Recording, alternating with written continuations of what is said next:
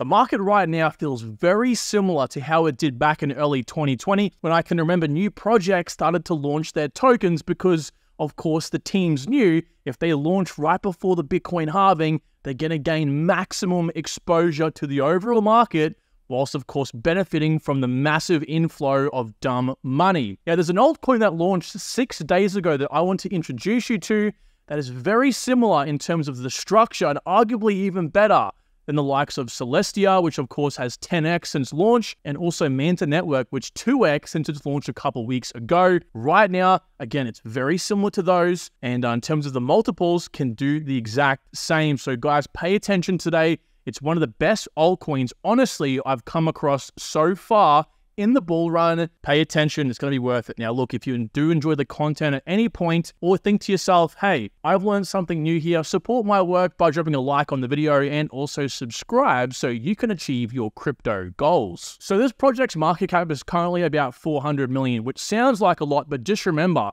it's very similar to Celestia, which, again, at that market cap went up about 10x from, again, about a 400 million market cap at launch to about a 3 billion market cap, which is kind of funny because the project right now, as I'll introduce in a second here, is moving sideways like this. It's currently quite high. It's definitely a higher mid-cap project, but people just seem to be disregarding it. And again, Celestia over here, comparatively, went from like $2 all the way up here to, of course, $20. That's a good, nice 10x in a very short period of time. Just took the market a little bit to catch up to it. Similar, again, to Sai Network down here, went from about, the 400 million market cap way up to about the 2 billion, so about 4 or 5x, which is pretty insane. And even Manta Network, right, moving from the, roughly speaking, 5 to 400 million market cap up to 8 or 900 million. So, while a 2x doesn't sound crazy, of course, you add a 2x onto 20x difference. Like, if I sell it at 20x and you got in 2x before me, that's a 40x. So this is big on the grand scheme of things when you actually look to sell. So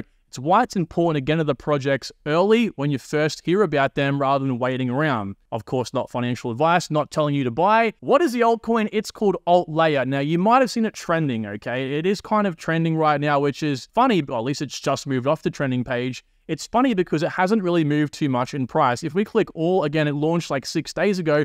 It's only up 40% since its launch. It's kind of tanked a little bit, as you can see today. So this is quite good for us. 50% isn't too bad in the grand scheme of things, so it's not too late. And again, if we kind of zoom out, it'll look very much like this. Price movement over here for Celestia wouldn't have really moved too much. So we are still early. Now, when I was researching Altlayer for this video, I didn't really have a strategy in mind for it. I just wanted to research the project. And diving into the nitty-gritty of this, my mind blew. There's not very many times in crypto where I get excited researching projects. They all kind of sound the same old boring. You got to kind of dig in to find the unique aspect. Well, this is well and truly far left field from anything else you'll find in crypto so far.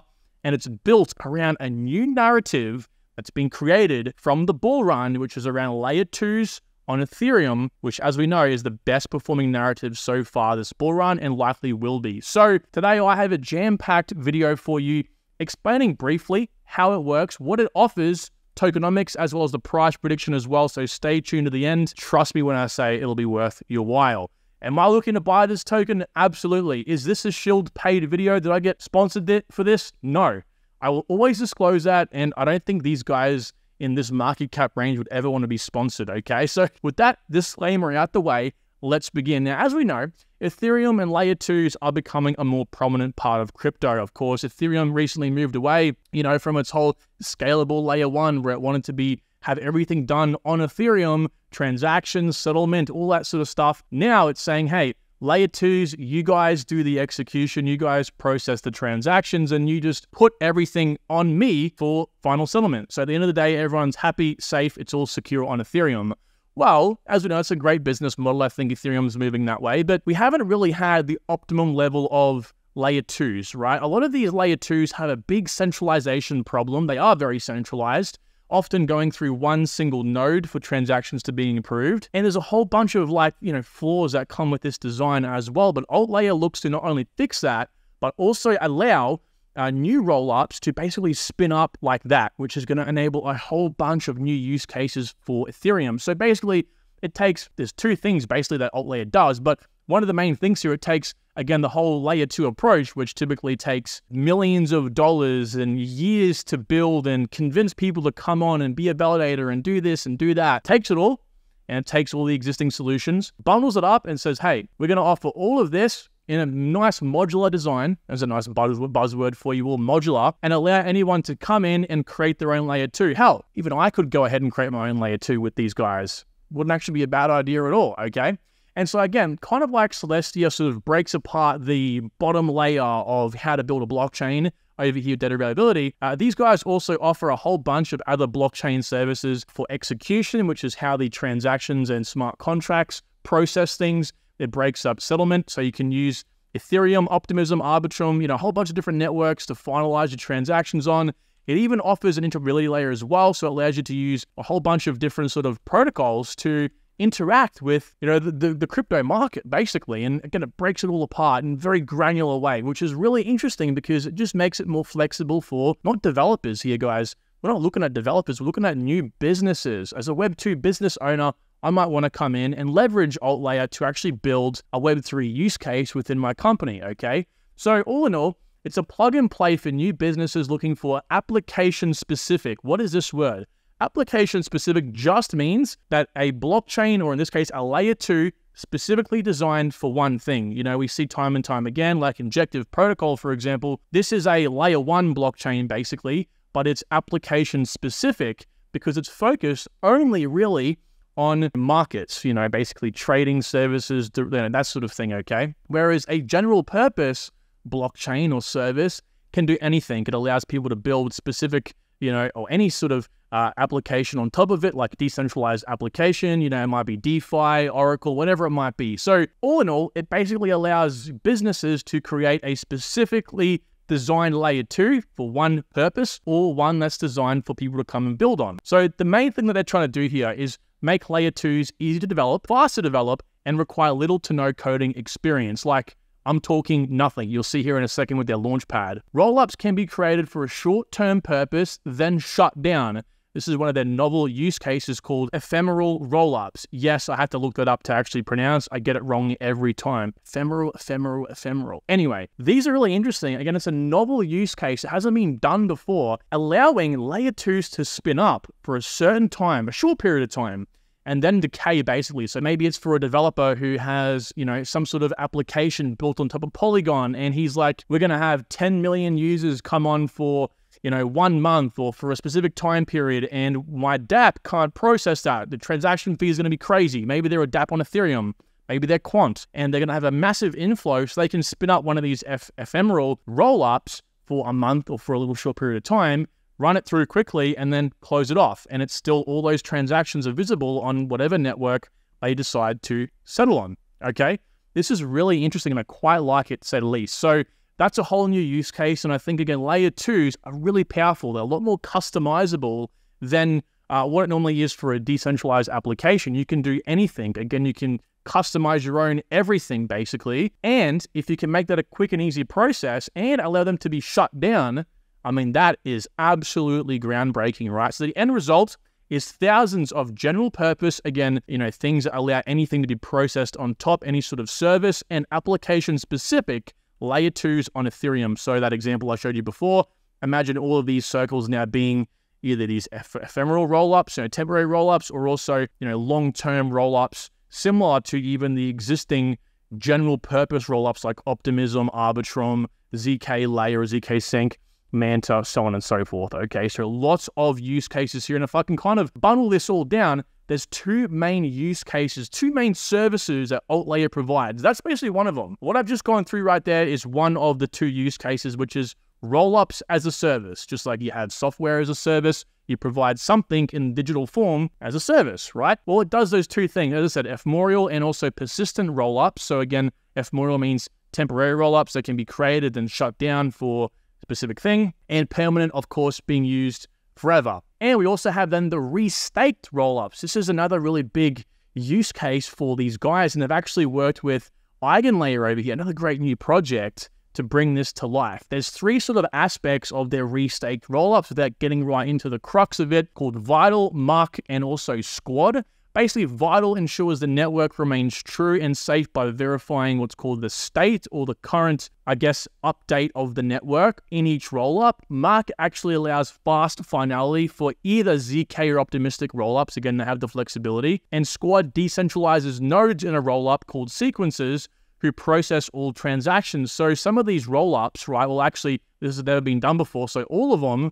have one or very few these called sequences. Basically, they're the nodes or validators in a typical layer 1 network that processes the transactions, adds them to the block, and then, of course, they have to send it off to the settlement layer like Ethereum, for example, for finalization. But these guys typically only have one sequencer on these layer 2s, and this will allow them to actually decentralize that big congestion point, which has actually meant some of these networks like Arbitrum have gone down for many hours because of this. Because if that node shuts off, goodbye network. So this has never been done before, and this particularly Squad allows sort of this new model to be implemented within existing layer 2s. Again, like any of these layer 2s, the big names we know of, Optimism, Arbitrum, Polygon, and Manta, and plug and play. So not only basically do you have these new rollups that can be created at any time for any duration of time, but also you can plug and play any of this within these existing layer 2s, right? So basically, I don't know why any layer 2 wouldn't want to use this specific thing right here,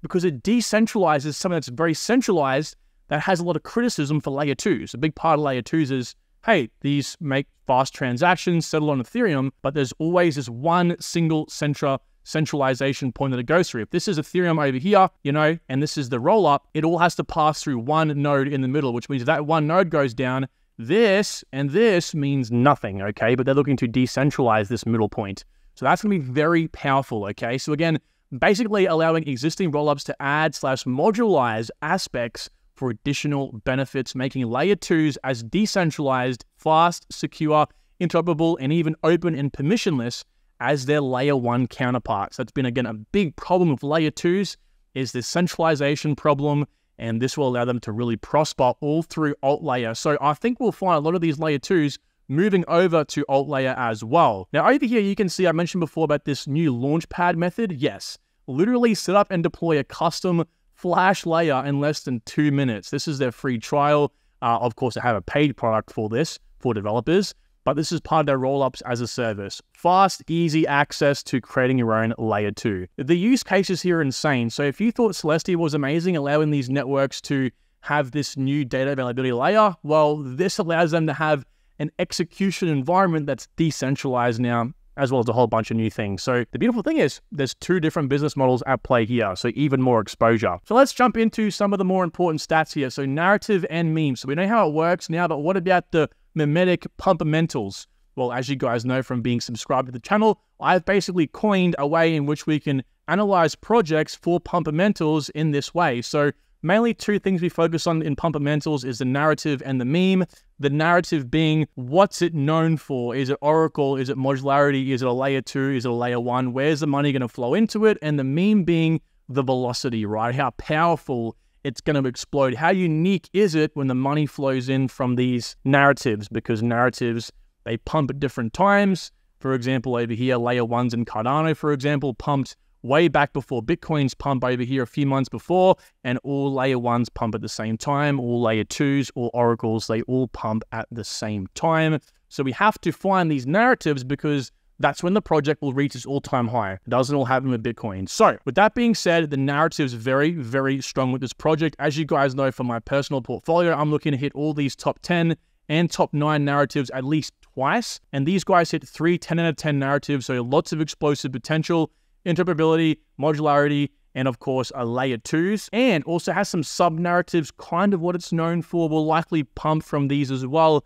We have data availability, of course, and app chain or layer 3s, because, as I mentioned down here in an article, they're integrated with Arbitrum through Arbitrum's Orbit layer 3, I guess, app chain system, where Arbitrum Orbit's looking to, you know, create its own sort of environment where businesses can come in and build their own layer 3 projects. Well, they've integrated with alt layer to, as I mentioned down here, allow a very fast, customizable creation of these layer 3 projects through Arbitrum Orbit. So they're connected very, very well in the space. And of course, this gives them access to like layer 3s, basically app chains is what they're called. Memes, very powerful as well. Alt layer is so unique because it's the first of its kind. Again, it's pretty much been built of this whole new narrative thanks to Ethereum moving into a settlement layer. It's a building block for new and existing layer 2s. Again, if it's a new project, they have that as a service software. And if it's this, existing solution or existing layer 2, they can of course leverage, the restaked rollups. Over here as well, creating an entirely new use case for layer 2s, allowing existing businesses to leverage decentralized tech without bootstrapping it. Typically costs millions of dollars, lots of years of development, and finding people to come on and validate the network takes a long time with, of course, the same capabilities as layer 1s. No longer are layer 2s inferior to layer 1s. And also, of course, some interesting stats I do want to mention over here. 162,000 holders already after 6 days of trading. 73 ecosystem participants, which is just nuts. So these aren't people using it. These are just participants. The people actually using it, the clients, as we can see here, these are some of the more prominent ones. Injective is one of them. We also have Cometh over here and Automata. So there are some big names. There's about apparently 20 of them, obviously not confirmed. They do have an insane list of advisors. I'm talking the best in the space. Balaji, former Coinbase CTO, A16 general partner, which means he is one of the guys that looks to invest in projects as the venture capitalist for Anderson Horowitz. We also have the co-founder of Circle and USDC architect, Sean in here. Gavin Wood, one of the OGs, one of the founding fathers of crypto. Actually was interesting because part of the model that makes alt layer, the block producers in the network, they actually use Grandpa consensus, which was sparked my interest because that's what Gavin, I'm pretty sure, created for Polkadot. So that kind of works out in my head. He's an advisor. He's also invested in the project. Most of these guys have invested in the seed round, and that was kind of just good to see that obviously Gavin might have had an input in this case. Also the co-founders of Synthetics and also the founder of Masari, a top tier, if not the best analytics tool in crypto. So it's stacked, guys. It is completely stacked. And so ultimately it leads to untapped power. You can only imagine what kind of products are going to be built with alt layer, what some of these layer 2s are going to look to opt in to that decentralization of the sequencer, and a whole bunch of new things that are going to come from this whole big layer 2 modularity narrative that is crypto, I think, for the 2025 run. And just wait for the news to come out, guys. Again, it's not always what, it's who you know. And the advisors are going to bring a lot of deal flow in to these guys. Now, tokenomics, quickly over here, distribution. I couldn't find too much on the tokenomics, to be honest with you. This is definitely correct, though. The only ones we have to be concerned with, of course, is what's called the third parties, the guys who can dump their tokens. And honestly, they're all green ticks. Like, this is fine. Protocol development, ecosystem and community, treasury, these are quite high, but they're all net positive things for the projects. Advisors don't have too much. Investors have just under 20%. The industry standard right now is about 25%, so it's under that. Team is 15%, which is about standard, and the launch pool, of course, it is what it is. It's a part of the airdrop, if you will. So the vesting schedule, nothing to be concerned about here as well. It looks quite normal, to be honest with you. We are going to have about a 5x dilution from the current time right here to about latest in the bull run. So, of course, that's quite a large amount of, inflation. But again, remember, guys, what we've disproven on the channel is this idea behind inflation. Inflation only impacts the token when, of course, it goes into supply, which it doesn't do if the block or the sort of account that holds all of the initial tokens that were generated on the TGE over here that release these over time, if they're being sent to someone like myself when they unlock, right, they're now circulating technically, but they're not until I decide to sell them on the open market. That's why OTC trades don't impact price. Market cap's a construct of price, and unless that price falls, it's not going to matter how many tokens come out. So ultimately, I'm not concerned at all. If you want to know how I've come up with that synopsis and that idea, I'll leave the link down below to the video where I break this all down for you. Ultimately, all these third parties, as we can see here, are vesting linearly, so no large unlocks, which is absolutely fantastic. The utility, honestly, there's not much crazy stuff here. We had node misbehavior penalties, governance, node rewards as well for doing all the work, and also over here, transactions/operations inside alt layer, of course, will require the alt layer token to be processed, what they call intra-network services. So that's, again, transactions that happen within the network itself. So all this is very standard, basic stuff. Nothing good, nothing like, oh, this is amazing. Nothing bad either. It's just, again, nice and perfect. Our pricing model as well will be, of course, needs to be assessed here, because this is how the pay-as-you-go model will need to work for some of these roll-ups that build on or using alt layer. But of course, I'm not booking in and BSing these guys around just to get a rough idea of what that'll cost. Needless to say, of course, they're looking to take advantage of two massive sides of layer 2, which is what I like. So again, nothing to panic about here, guys. Now, my price prediction for these guys in 2025, well, I'm looking to add these first of all to my price prediction sheet when I can, but we'll have to wait for more data to come in, because while they just launched 6 days ago, right, we can't use the market dominance too well. However, judging from all of this and my research into these guys, again, the uniqueness, the amount of narratives, tokenomics, ecosystem advisors, so on, $7 to $10 does not sound unrealistic to me. It'll likely be a lot higher than that, to be honest with you. So the market cap comes up as 40 billion and 57 billion. Again, when we factor in that massive 5x dilution in the vesting, but remember, that's fake. That's fugazi. It doesn't actually work like that. So roughly at these levels, the market cap, in realistically speaking, should actually be about 10 to 20 billion dollars. So I expect the price to go a lot more than $10. I'm just predicting here. So again, make sure you, of course, have a good look at these guys. I mean, the signs are here. It's amazing protocol. So with that said, guys, thank you so much for watching right through to the very end of this video. I'm glad you have, because this might be a perfect play for your portfolio. And with that said, take good care. I'll talk to you all tomorrow. Bye.